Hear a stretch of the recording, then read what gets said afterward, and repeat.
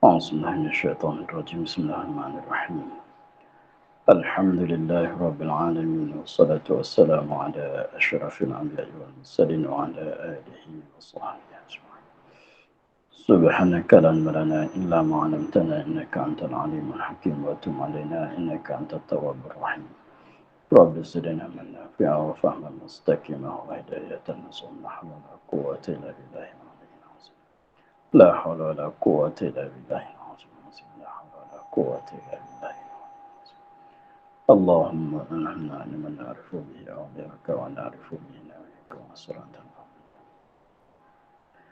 وإلهام الملائكة المقربين وخرجنا من الظلمات الوهم وافتح علينا برحمتك وعلينا صلاتك يا رب العالمين رب اشرح لنا صدرنا ويسرنا قال الشيخ المصلي تعالى نفعنا بما في الدارين sekarang dan berkata Wahab bin Munabbih dan berkata Wahab bin Munabbih bahwasa Allah Azza wa Jalla membangkitkan pada hari kiamat 700,000 malaikah daripada al-malaikatil muqarrabin pada tangan tiap-tiap seorang daripada mereka itu satu rantai daripada emas kepada al-baitil haram.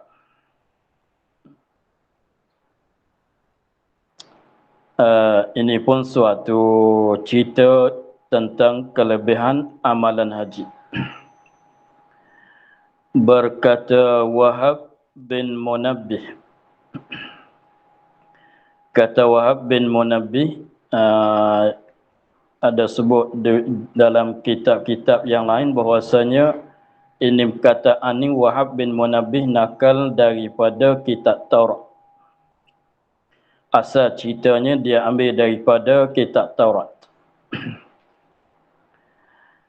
Kata Wahab bin Munabbih nakal daripada kitab Taurat. Ceritanya bahwasanya Allah Azza wa Jalla membangkitkan, yakni mengutuskan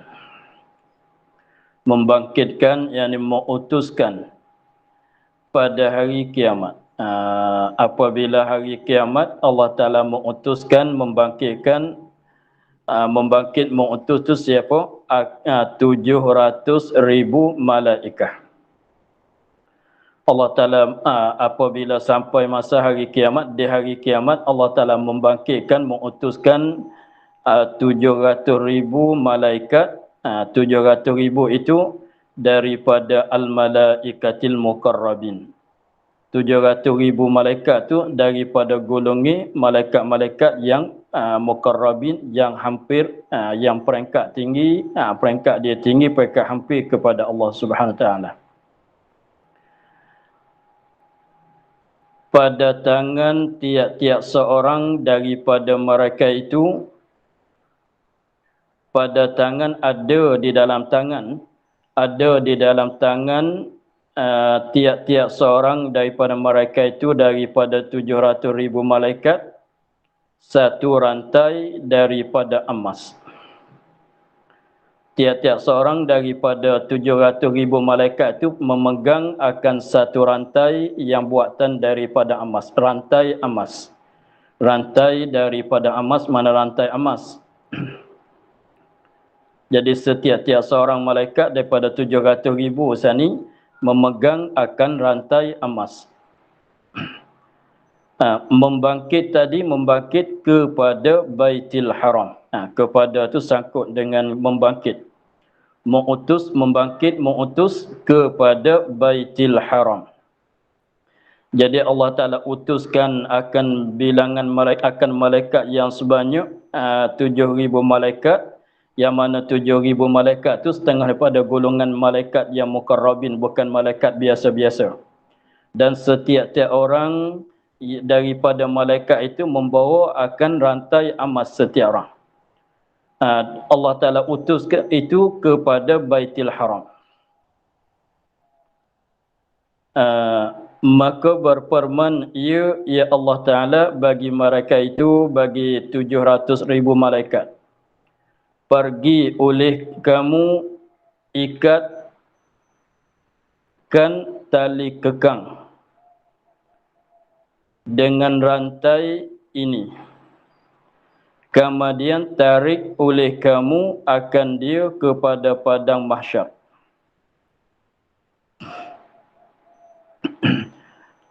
Maka berfirman ya Allah Ta'ala bagi mereka itu, bagi malaikat, pergi olehmu, ni rupa membangkit, rupa arahan Allah Ta'ala kepada malaikat yang 700,000 tadi. Pergi oleh kamu ikatkan tali kekang dengan rantai ini. Ikatkan tali kekang. Dia asal tali kekang itu tali yang ada di kuda. Asal-asalnya tali kekang, tali yang ikat di mulut, di mulut kuda, supaya orang yang ada di atas belakang kuda tu pegang dengan tali itu. Itu asalnya tali kekang. Tapi maksud di sininya ikat maknanya berkas akan Kaabah dengan rantai itu tadi.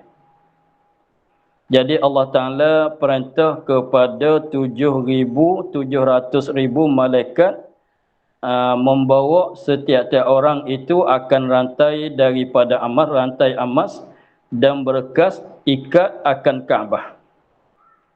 Lepas tu sudah ikat akan Kaabah, nak tariklah. Kemudian tarik oleh kamu, tarik akan Kaabah, akan Baitullah. Akan Baitullahil Haram kepada padang mahsyar. Jadi maksudnya Allah Ta'ala perintah kepada 700,000 malaikat, setiap orang tu pegangkan rantai, bawakan rantai supaya ikat akan Kaabah, tarikkan Kaabah itu bawa datang kepada padang mahsyar. Itu maksud dia begitu. Jadi biasalah macam kita nak nak pindahkan batu, alat-alat yang canggih macam sekarang tu tidak ada, maka tak dapat tidak tu dia kena ikat likung-likung dengan tali, lepas tu tarik di atas tanah. Jadi macam itulah. Jadi maknanya Allah Ta'ala suruh malaikat tu ambil gatai itu, ikat balut-balut di Kaabah, kemudian tarikkan Kaabah daripada Mekah, bawa datang kepada padang mahsyar. Jadi maksudnya nak bawa datang Kaabah kepada padang mahsyar. Nak bawakan Kaabah daripada Mekah untuk nak letak di padang mahsyar. Cara dianya tidak angkat, bahkan nak tarik dengan rantai emas. Ini hikmat Allah Ta'ala. Tapi kalau kita tilitnya, apa salahnya Allah Ta'ala nak suruhkan malaikat yang begitu badan dia besar, nak bawa tanggung, menanggungkan Kaabah daripada Mekah, pergi letak di padang mahsyar. Apa hikmat, apa salahnya? Tetapi caranya adalah hikmat Allah Ta'ala untuk nak memindahkan Kaabah daripada Mekah kepada padang mahsyar itu dengan cara tarik di atas tanah, berkah dengan tali, malaikat telah nanti tariknya. Maka apabila Allah Ta'ala perintah kepada malaikat buat begitu tadi, maka datanglah mereka itu 700,000 malaikat tadi akan Baitullahil Haram. Maka malaikat dapat perintahan daripada Allah, maka datanglah mereka itu kepada Kaabah, kepada Baitullah. Sudah datang, maka dan dikekangkan dia, diberkas, diikat akan Kaabah dengan segala rantai itu. Apabila malaikat dapat perintah daripada Allah, maka malaikat pun pergi kepada Baitullah dan dikekang, diikat, ditambat, dilikung, dibekas dengan tali, dengan segala rantai tadi, dan dikekangkan dia kan Baitullahil Haram dengan segala rantai itu, rantai yang ada di dalam tangan setiap-tiap seorang malaikat tadi. Dipanjangkan dia. Dipanjangkan dia ni, ditarikkan dia. Dipanjangkan dia, ditarikkan dia akan Baitullahil Haram. Dan menyuruh oleh satu malaikat, Hei Ka'batullah, Hei Ka'batullah, berjalan oleh kamu.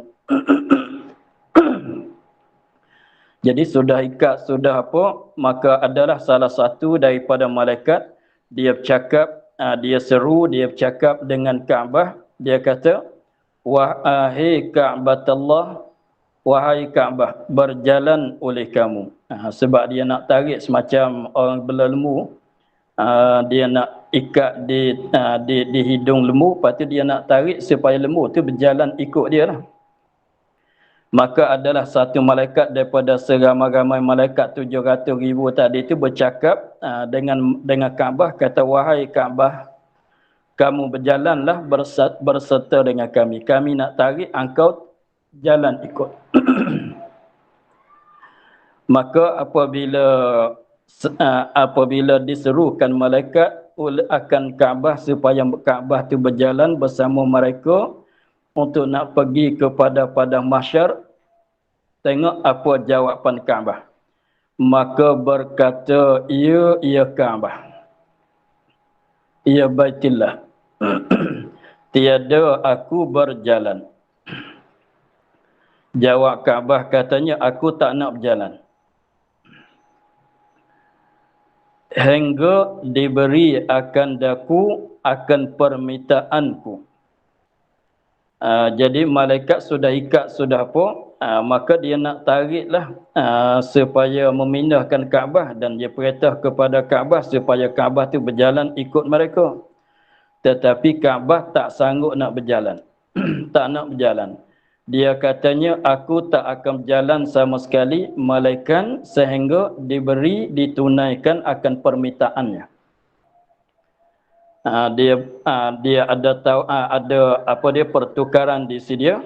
Dia katanya, aku tak mau jalan, aku tak nak jalan, malaikat Allah Ta'ala tunaikan permintaan dia lebih dulu.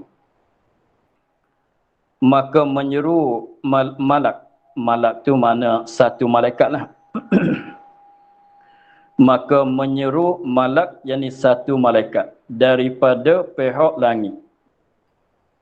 Jadi ada bunyi suara seruan daripada seorang malaikat daripada jihad langit, lain daripada malaikat yang 700,000 tadi.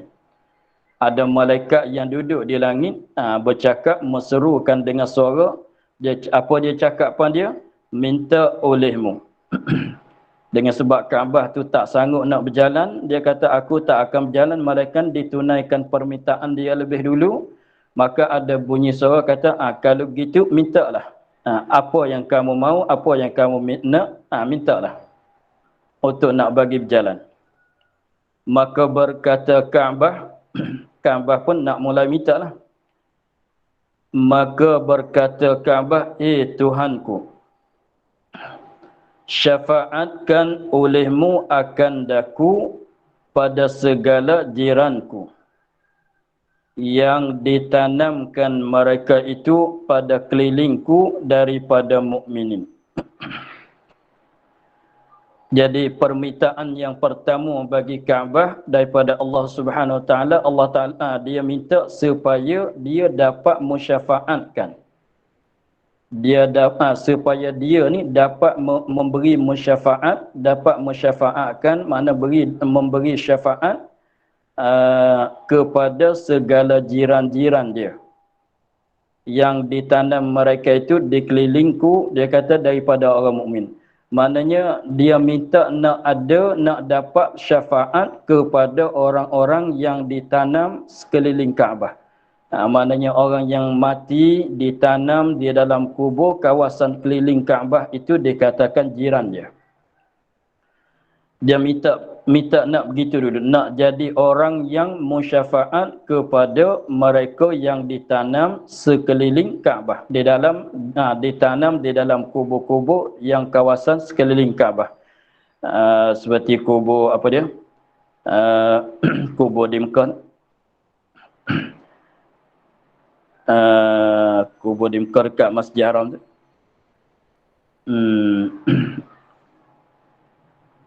Tak terlintas nama. Jadi maknanya dia minta nak jadi orang yang memberi syafaat kepada segala mereka yang ditanam dalam kawasan kubur yang berkeliling dengan dia di kawasan Mekah. Minta nak syafaat kepada orang tu dulu. Minta nak dapat hak syafaat kepada orang tu dulu. Maka mendengar ia akan akan seruan, maka tiba-tibanya Kaabah pun dengar akan satu suara seruan, telah aku beri akan dikau akan permintaan engkau. Maka apabila Kaabah tu kata begitu, maka dengar suara seruan, cakap katanya, aku dah tunai, aku dah beri akan permintaan engkau. Maka dihasyarkan segala orang yang mati di Mekah. Maka apabila ditimukan, apabila ada seorang cakap katanya permintaan nak memberi syafaat tadi tu dah ditimu, maka Allah Taala menghimpunkan, maka dihasyarkan, yakni dihimpunkan, dikumpulkan. Maka dihasyarkan, yakni dikumpulkan, dihimpunkan segala orang yang mati di Mekah sekaliannya, mati di Mekah dan tanam di Mekah. Kena kait begitu. Mati di Mekah serta ditanam, diperkuburkan di Mekah. Kena kait begitu. Bukan semata-mata mati di Mekah. Kalau mati di Mekah, tanam kat luar Mekah, itu tak dapat syafaat daripada Kaabah. Ini nak rupakan kelebihan orang yang ditanam di dalam Kaabah, di dalam Mekah. Orang yang diperkuburkan dia di dalam kawasan Mekah. Sebab mereka ni adalah jiran bagi Ka'batullah Ta'ala. Maka apabila permintaan itu ditunaikan, maka dikumpulkan akan segala orang-orang yang mati di Mekah serta ditanam, diperkuburkan di Mekah sekaliannya. Hal keadaannya, keadaan orang yang mati itu, mati di Mekah itu putih mukanya. Lagi putih muka mereka itu, lagi ihram mereka itu, hal keadaannya berhimpun mereka itu pada keliling Kaabah, mengucap talbiyah mereka itu.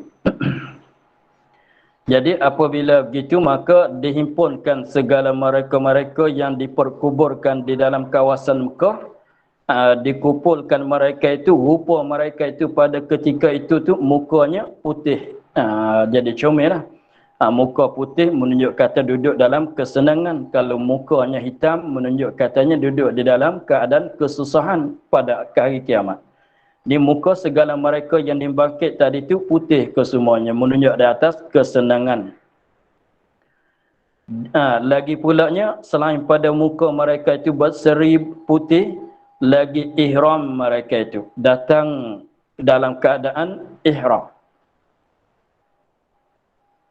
Hal keadaan berhimpun mereka itu pada keliling Kaabah, mengucap talbiyah mereka itu.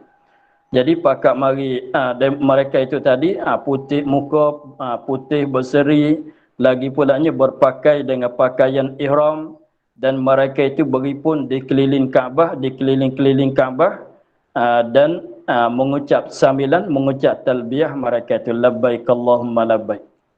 Mereka semuanya dikatakan jiran bagi Kaabah, dah dapat kesenangan sebab dapat syafaat daripada Kaabah. Dah tunai permintaan. Apabila sudah tunai permintaan, nak berjalan lah ni. Sudah tunai. Maka kemudian berkata malaikat, berjalanlah oleh engkau berjalanlah engkau hai Ka'batullah.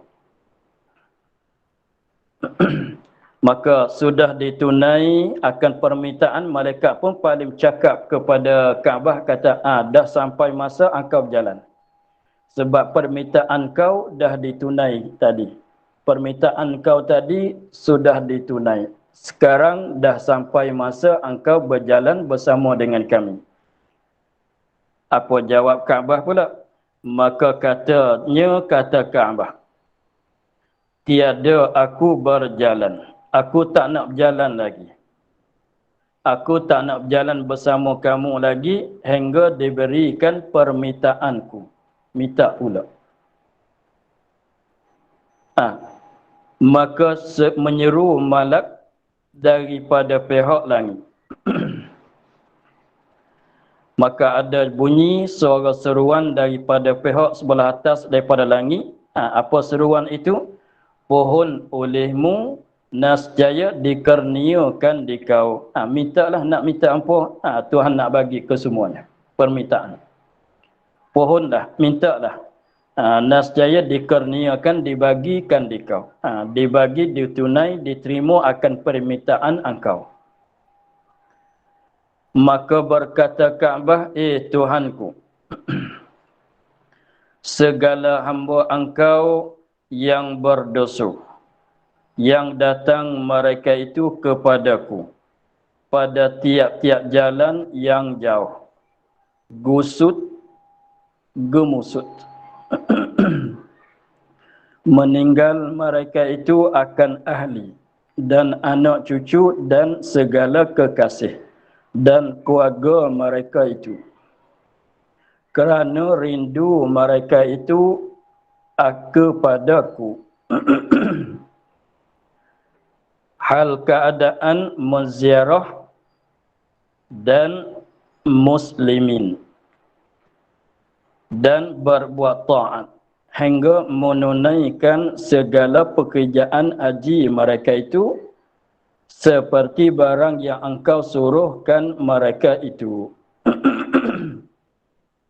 Maka aku permohonkan di kau bahawa engkau syafaatkan daku pada mereka itu.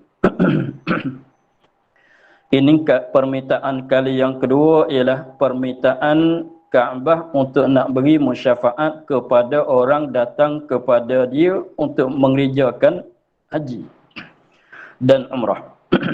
Tadi dia permintaan pertama minta nak jadi orang musyafaat kepada segala jiran-jiran, segala orang yang mati ditanamkan, diperkuburkan di kawasan Mekah. Maka permintaan yang kedua dia nak beri syafaat kepada orang yang datang ziarah Kaabah. Maksud datang ziarah Kaabah tu ialah mengerjakan haji dan ihram.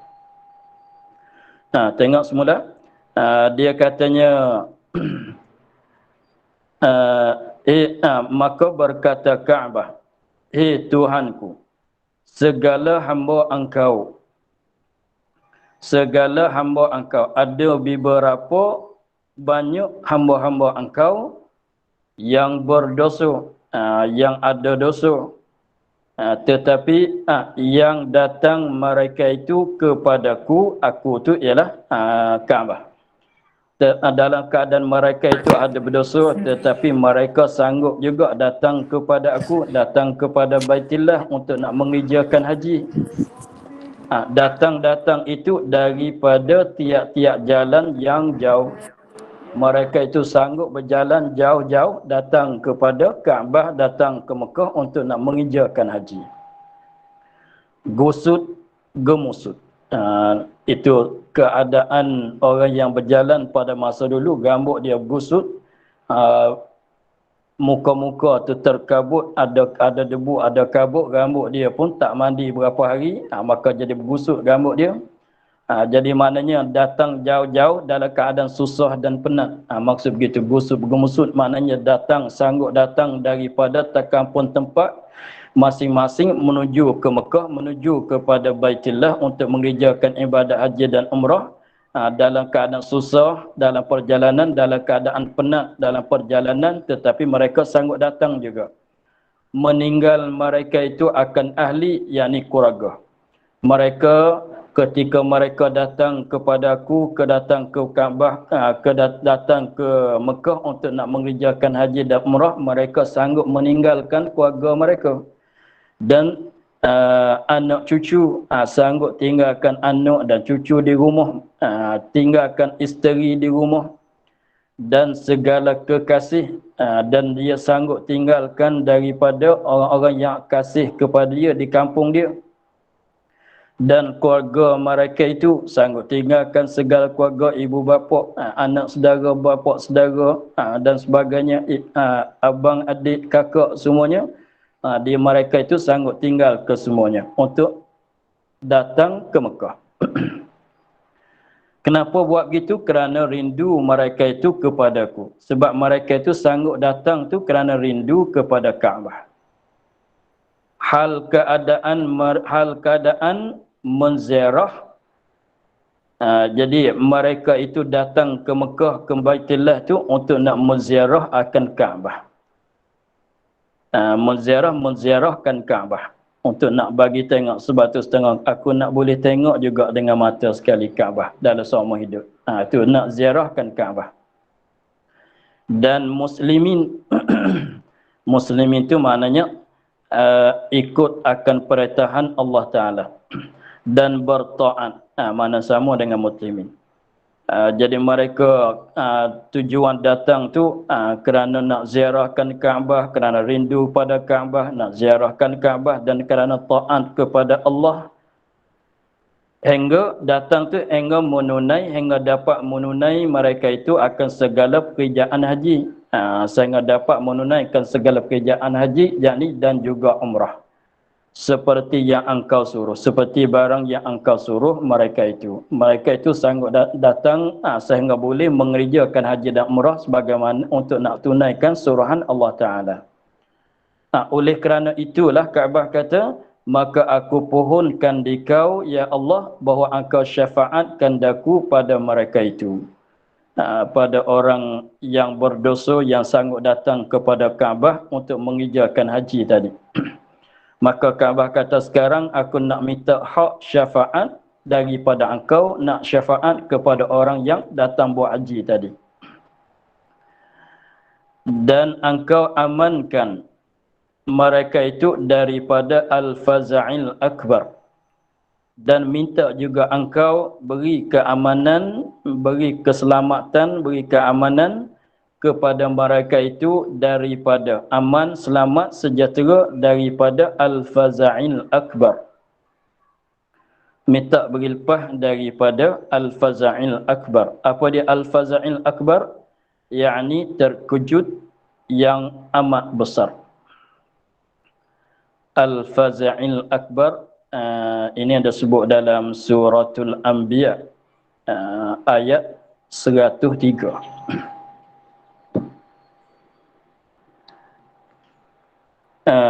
Pada surah Al-Anbiya ayat 103.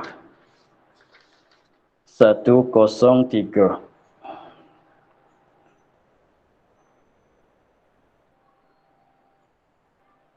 Apa dia? La yahzanuhum al-faza'ul akbar.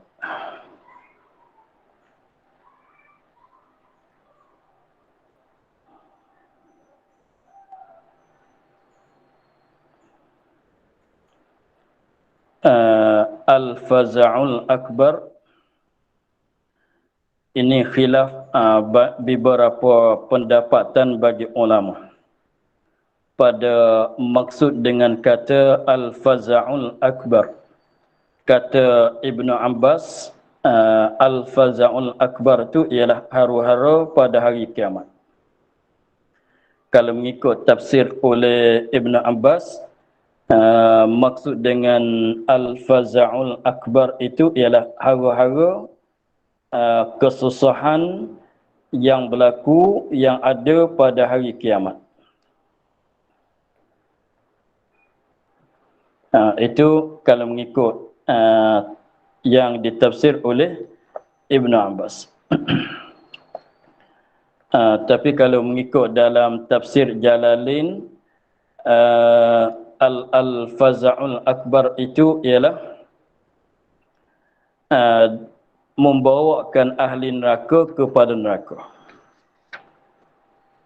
Membawa akan ahli neraka kepada ke neraka. Apabila ambil orang yang sepatut masuk neraka nak bawa masuk ke dalam neraka, maka itulah itu kenata kelakuan al-faza'ul akbar. Kata setengahnya tiup sunai kali yang pertama. Kata setengahnya al-faza'ul akbar tu ialah tiupkan sunai pada kali yang pertama. La yahzanuhumul faza'ul akbar. Dan setengah katanya ketika al-faza'ul akbar tu ialah kenatah mesmelihkan akan mati di antara syurga dan neraka.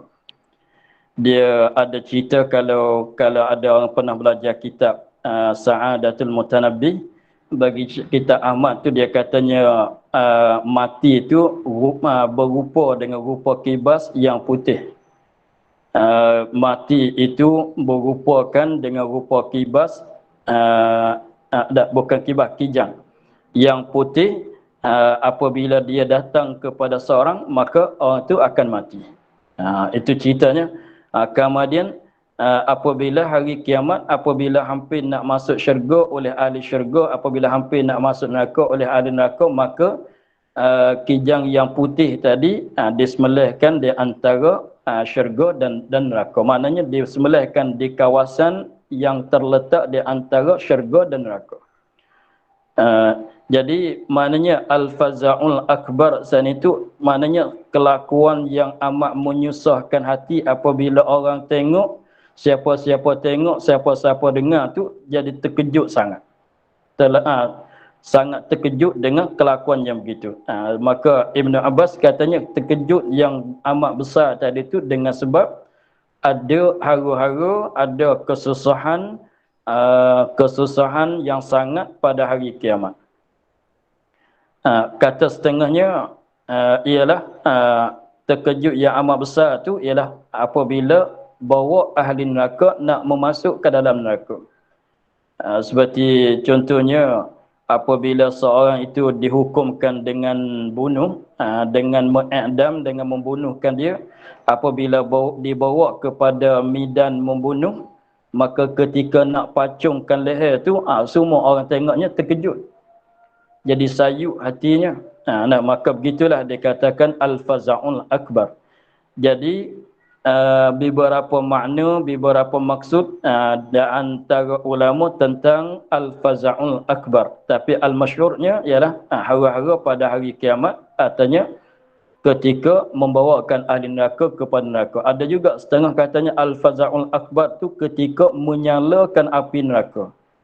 Api neraka dah menyala tetapi mengkuatkan penyalahan api neraka. Mengkuatkan menyala api neraka itu jadi terkejut sangat. Sebab terkejut tu dengan sebab dah sampai masa nak membakarkan, mengazabkan orang yang salah, orang yang berdosa. Jadi kembali kepada cerita kitanya, permintaan yang kedua yang Kaabah mintanya, satunya nak minta syafaat, nak minta bagi hak syafaat kepada dia untuk mereka yang datang haji dan umrah dan mengerjakan haji dan umrah, dan minta juga selamatkan orang yang mengerjakan haji dan umrah itu daripada terjatuh di dalam al-faza'ul akbar. Jadi maknanya orang yang mengerjakan haji dan umrah ikhlas, maka dia akan dapat syafaat daripada Kaabah dan dia akan aman daripada al-faza'il akbar. Yang faza'il akbarnya biasanya dibagi setengah daripada orang yang dibagi al-faza'ul akbar, orang yang mati syahid. Mana orang yang nak dapat aman daripada al-faza'il akbar tu bukan orang biasa, orang yang ada amalan yang lebih-lebih seperti orang yang mati syahid dan lain-lain lagi. Maka orang yang mengerjakan haji pun akan dapat lepas daripada al-faza'il akbar juga. dan engkau himpunkan mereka. Jadi ini permintaan Kaabah lagi. Dan engkau menghimpunkan mereka itu di kelilingku. Minta Allah Ta'ala himpunkan orang yang datang buat haji, buat umrah itu, minta himpunkan, kumpulkan di keliling Kaabah. Maka menyeru malak. Maka apabila permintaan Kaabah begitu pulanya, maka ada seruan daripada malaikat bahwasanya ada di dalam mereka itu yang memperbuat dosa besar dan mengekali ia atasnya, hingga wajiblah baginya neraka. Maka jadi permintaan Kaabah tadi tu supaya dia dapat syafaat kepada orang yang datang buat haji, buat umrah, dan minta wilpah daripada mereka itu daripada al-fazail akbar, dan minta dah hadirkan mereka berkeliling Kaabah. Maka jawab seorang malaikat, iaitu macam mana nak buat ke semua, sebab ada setengah-setengah orang yang pernah pergi buat haji, mereka membuat maksiat, mengekali di atas dosa besar, membuat dosa besar dan mengekali di atas dosa kecil. Mereka yang duduk dalam dosa walaupun balik daripada buat haji dan umrah dah, tetapi ada mengekali di atas dosa besar, ada mengerjakan dosa besar, ada mengekali di atas dosa kecil. Kalau kiranya tak sepatut nak dapat syafaat daripada Kaabah, tak sepatut nak dapat kelepasan daripada al-fazail akbar, kalau kiranya tak sepatut nak dapat berduduk berkeliling Kaabah. Jadi mana orang yang, jadi maksud malaikat ini, dia kata maksudnya setengah orang tu boleh dibagi, setengah orang tu tak boleh dibagi, walaupun dia pernah pergi buat haji dan umrah sekalipun, tak dapat nak bagi syafaat, tak dapat nak bagi keamanan daripada al-fazail akbar, sebab mereka itu berbuat dosa lagi, sebab mereka itu mengekali di atas dosa kecil lagi. Maka berkata ia, ya Kaabah, Tuhanku, aku pohonkan di kau akan syafaat pada segala mereka yang wajib baginya oleh neraka. Maka Kaabah pun minta lagi daripada Allah, ya Allah, aku minta nak mensyafaat bagi mereka yang berdosa tadi. Yang berdosa, yang membuatkan dosa besar, yang mengekali di atas dosa kecil tadi. Padahalnya wajib di atas dia kena masuk neraka. Tetapi Kaabah, aku nak minta syafaat supaya mereka lepas daripada neraka. Maka firman Allah Ta'ala, telah aku syafaatkan di kau pada mereka itu. Maka Allah Ta'ala pun tunai bercakap, katanya, sekarang aku bagi hak syafaat kepada engkau terhadap mereka itu, mereka yang banyak dosa besar, yang mengekali di atas dosa kecil. Maka menyeru malaikat daripada langit, segala mereka yang ziarah akan Kaabah, hendaklah kamu undur daripada manusia. Maka apabila begitu, maka ada suara seruan daripada langit, suara seruan daripada seorang malaikat pula daripada langit, tuju kepada orang pernah pergi ziarah Kaabah. Pergi ziarah Kaabah, pergi haji, pergi buat haji dan buat umrah. Dia seru, dia bercakap dengan orang itu, katakan, hendak kamu hundur, yakni mengasingkan. Hendaklah kamu hundur tu mana hundur belakang, daripada manusia, yakni manusia yang tak pernah datang buat haji dan umrah. Jadi malaikat perintah kepada orang-orang yang pernah buat haji dan umrah, sekarang engkau mesti berasing kamu daripada manusia yang biasa, yang tak pergi buat haji dan umrah. Mana asing itu mana duduk di tempat masing-masing, duduk di tempat lain, jangan bergaul, jangan duduk di tempat yang sama dengan orang yang tak datang haji dan umrah. Itu mana hundur, mana mengasingkan. Maka hundurlah, apabila mereka itu dengar perintahan, maka hundurlah mereka itu, orang-orang yang ziarahkan Kaabah tadi tu, maka jadilah mereka itu, maka dijadikan mereka itu oleh Allah di keliling Al-Baitil Haram.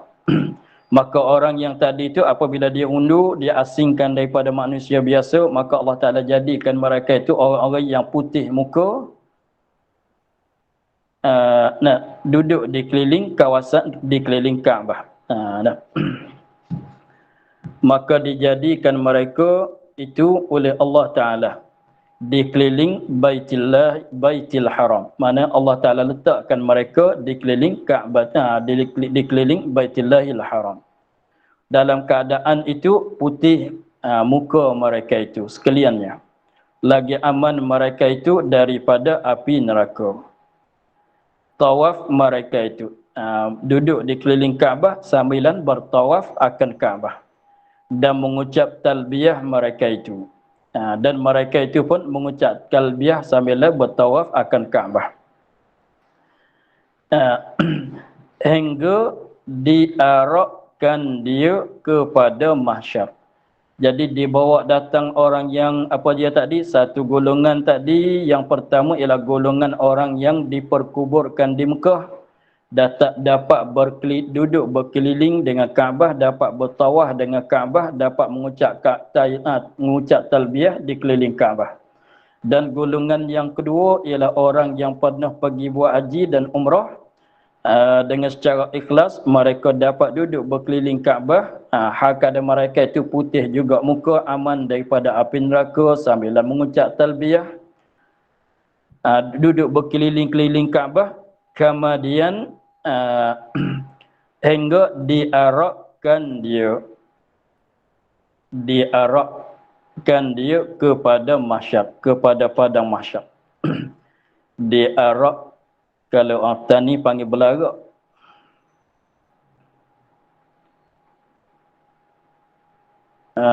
Kalau orang tani panggil belarak, maknanya dia cerita asal tadinya Kaabah nak bawa datang kepada padang mahsyar. Malaikat nak bawa Kaabah, nak tarikkan Kaabah pergi kepada padang mahsyar. Jadi apabila permintaan Kaabah itu sudah ditunai, maka Kaabah dibawa berjalan, ditarik berjalan kepada padang mahsyar.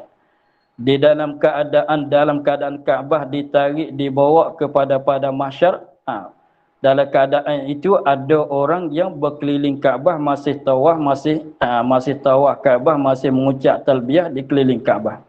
Kaabah berjalan, orang berjalan. Kaabah berjalan, orang berjalan. Seperti kalau orang-orang mati kat kampung tu, apabila mayat itu diusungkan.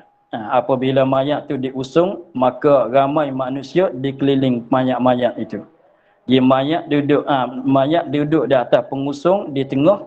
Kemudian orang-orang kampung tu pakat melikung akan pengusung. Berjalan bersama dengan pengusung jenazah sampai ke kubur. Tapi sekarang tu dimuat di atas kereta, tetapi suasana dulu tu berjalan kaki. Apabila sudah solat tu berjalan kaki, ramai manusia tu pakat melikungkan pengusung jenazah itu, berjalan bersama-sama dengan jenazah sehingga sampai ke kubur. Itu maknanya belarak, diarakkan kepada mahsyar. Jadi maknanya Kaabah itu sambilan berjalan kepada mahsyar. Dalam keadaan berjalan tu ada orang duduk di keliling Kaabah, tawaf lagi, mengucap talbiyah lagi, ihram lagi. Dua golongan tadi. Golongan yang pertama, golongan orang yang diperkuburkan di kawasan Mekah. Golongan yang kedua, orang yang pernah pergi buat haji dan umrah. Mereka akan berjalan bersama dengan Kaabah sampai kepada padang mahsyar. Jadi mereka dua-dua golongan tadi, mereka berkeliling Kaabah, berjalan bersama dengan Kaabah sampai kepada mahsyar. Rupa-rupanya kita nak gambarkan orang yang berjalan dengan jenazah sampai ke kubur. Itu diarakkan dia kepada mahsyar.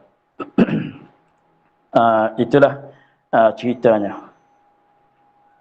Kemudian mendoa oleh musannif kepada kita semua untuk nak dapat kelebihan itu. Dengan katanya, Allahumma ja'alna mimman ihtama bi syafa'atiha. wa ummana bi barakatiha. Amin. Allahumma, terjemah dia, Allahumma ya Allah. Allahumma makna dianya ya Allah.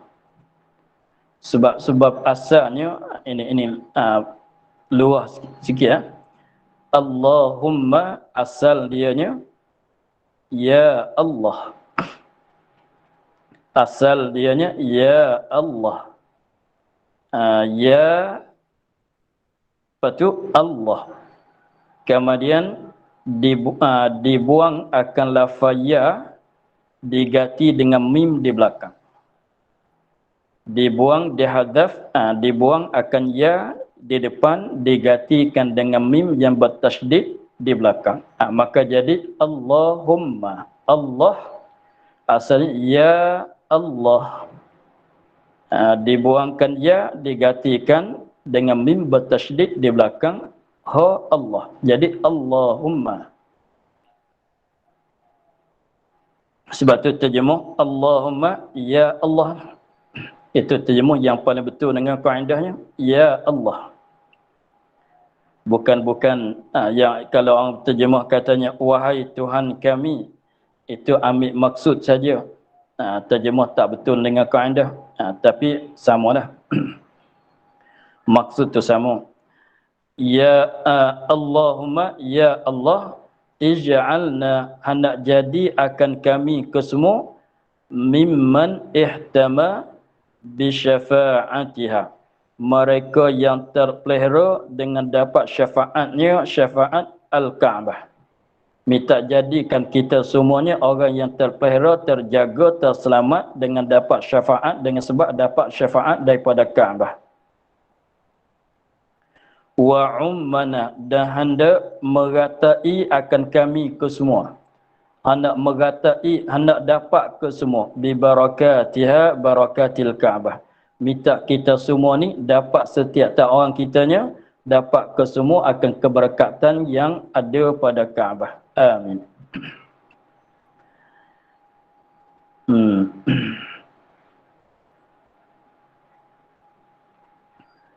Satu lagi. Dan firman Allah Ta'ala, dan firman Allah Ta'ala pada mencercakan, pada mencercakan orang yang meninggalkan haji. Pada mencercakan, mencelakan, menkejikan, mencercakan, mencelakan, menkejikan orang yang meninggalkan haji. Tapi maksud orang yang meninggalkan haji, orang yang dapat syarat wajib haji tetapi tak pergi buat haji. Itu yang maksudnya. Orang yang dapat syarat wajib haji tetapi tak nak pergi, tak pergi mengerjakan haji. Dapat syarat maknanya dia kuasa nisbah bakalan dan jalan dan bekalan. Maknanya jadi wajib di atas dia dengan sebab ada bekalan, ada kenderaan boleh pergi tetapi dia tak pergi. Orang inilah dapat mencela oleh Allah Ta'ala. Adapun orang yang tak wajib sebab tidak ada belanjaan, maka itu tak dicela oleh syarak, tak dicela oleh, tak dicucuk oleh Allah Ta'ala. Apa dia firman Allah? Wa man kafara fa inna Allaha ghaniyyun 'anil 'alamin. Wa man kafara fa innallaha ghaniyyun 'anil 'alamin. Ini sambung dengan ayat yang pada awal bab dulu.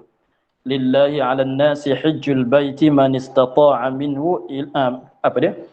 Lillahi 'alan nasi hajjul baiti man istata'a ilaihi sabila.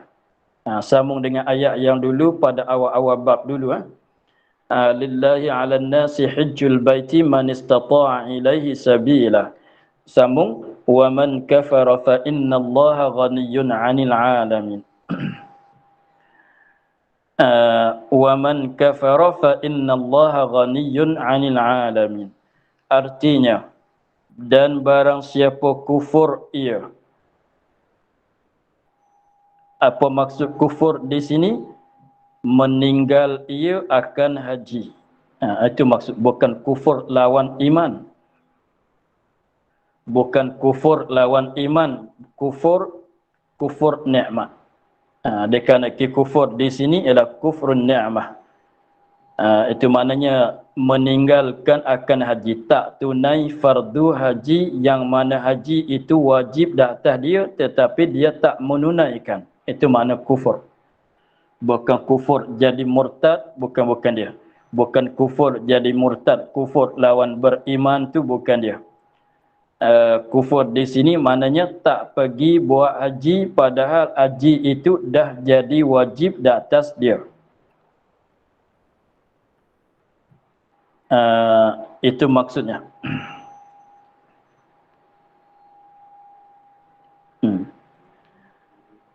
Dan barang siapa kufur ia, artinya meninggal ia akan haji. Tu tengok dia tafsirnya begitu. Maksudnya tak tunai kewajipan. Tak tunai apa yang diwajib di atasnya. Padahalnya haji itu dah wajib sebab cukup syarat wajib. Maka bahawasa Allah itu amat kaya daripada sekalian alam. Maka Allah Ta'ala, maka bahawasa Allah itu amat kaya, jadi tak berajat, amat kaya daripada sekalian alam. Maknanya Allah Ta'ala kalau seluruh alam ini, segala manusia, segala jin, segala perkara sekalipun tidak beribadat, tidak taat kepada dia, tak mudarat kepada Allah. Tak seperti kerajaan mana-mana, nanti kalau rakyat dianya tak patuh taat, lawan dia susah. Nak duduk dalam negeri tak boleh, halau dia rakyat. Sekiranya kalau rakyat tak kasih kepada raja, rakyat tak patuh taat pada raja, raja itu akan mudarat. Sebab kalau berat-beratnya, seperti berlaku di tempat-tempat setengah-setengah negeri, rakyat menghalaukan pemerintah, rakyat buat arakan untuk nak halaukan pemerintah. Sebab apa? Sebab rakyat tak suka. Itu kerajaan, kalau rakyat tak patuh taat kepada kerajaan susah dapat mudarat. Tetapi Allah Ta'ala fardunya sekalian alam ini, kalau tidak ada siapa mutaat mengibadat kepada Allah, tidak ada apa mudarat kepada Allah, sebab Allah terkaya. Tak terkaya, Allah Ta'ala terkaya daripada taat oleh sekalian alam. Sama saja. Tak jatuh, tak jadi mudarat apa-apa dia. Begitulah. Jadi kalau kamu, maksudnya kalau kamu orang-orang yang wajib di atas, ada orang-orang yang wajib di atas mereka akan haji, sekiranya mereka kalau tak pergi haji, maka tak jadi mudarat apa kepada Allah Ta'ala. Bahkan mudarat kembali kepada mereka. Apa dia? Dapat masuk neraka. Mudarat tak kembali kepada Allah kalau tak pergi buat haji kalau wajib. Bahkan mudarat kembali kepada diri sendiri. Begitu.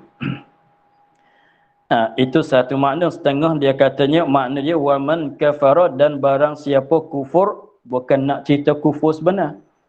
Bahkan maksudnya orang yang siapa-siapa saja yang wajib di atas mereka akan mengerjakan haji dan umrah, padahal mati dalam keadaan tak mengerjakan haji dan umrah dengan tidak ada keuzuran, maka orang ini tu rupa-rupa dianya nak semacam-macam dengan orang yang kafir.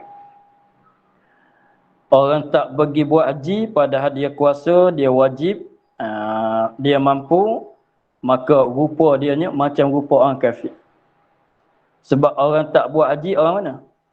Orang manusia yang tak buat haji, tak buat umrah ialah orang kafir. Manusia kalau tak buat haji, tak nak buat haji, kalau tak buat haji, tak buat umrah ialah orang kafir. Orang mukmin, orang Islam kalau tak nak buat haji, tak nak buat umrah padahal dah wajib, jadi nak semacam dengan orang kafir. Bukan nak cerita katanya orang tak pergi buat haji itu jadi kufur, bukan, malaikat dia kata tak wajib lah. Lepas tu maksud yang kedua, apa maksud kata begitu? Katanya orang yang tak pergi buat haji padahal dah wajib, nak semacam dengan orang kafir, itu nak menakuti. Jadi kalau kamu orang mukmin, betul-betul orang mukmin, kalau wajib buat haji, mestilah pergi. Jangan tak pergi. Orang tak pergi buat haji itu orang kafir. Kalau orang mukmin, mestilah buat haji. Maksudnya begitu. Setengah kata begitu huraiannya. Orang mukmin sebenar-benar orang mukmin mesti buat haji kalau wajib. Nanti kalau tak buat macam orang kafir pula. Macam katanya orang Islam tak minum arak. Orang mukmin, orang Islam tak minum arak. Tapi kalau orang Islam minum arak tak jauh dengan orang kafir. Bukan nak cerita kata orang minum arak jadi kufur, bukan dia. Tapi rupa orang yang Islam minum arak tak jauh dengan kelakuan kedudukan orang kafir. Itu maksud. Setengahnya huraiannya begitu. Wallahu a'lam. Sikit lagi. Artinya wallahu a'lam. Maka tiada memudaratkan Allah Ta'ala oleh tinggal mereka itu akan haji itu. Maka tidak, kalau manusia tak pergi buat haji, tidak ada apa-apa kemudaratan kepada Allah Subhanahu Wa Ta'ala. Kerana bahawasa Allah Ta'ala itu terkaya daripada ibadat sekalian alam. Tuhan terkaya terlepas daripada segala ibadat sekalian alam. Kalau tak ibadat kepada dia pun, dia tak jadi kekurangan apa kepada Allah Ta'ala. Yang jadi mudarat kepada orang yang tak ibadat tu yang mudarat. Gitulah. Biar di situ, insyaAllah kita sambung lagi pada minggu depan. Dengan katanya, dan sabda Nabi SAW, barang siapa menilik ia akan bekal dan kenderaan yang menyampaikan dia kepada Baitullah, dan padahal tiada haji ia, maka tiada atasnya bahawa mati ia hal keadaannya Yahudi atau Nasrani. Kita sekadar itu dulu, insyaAllah kita sambung minggu depan. Wallahu a'lam, walhamdulillah rabbil alamin.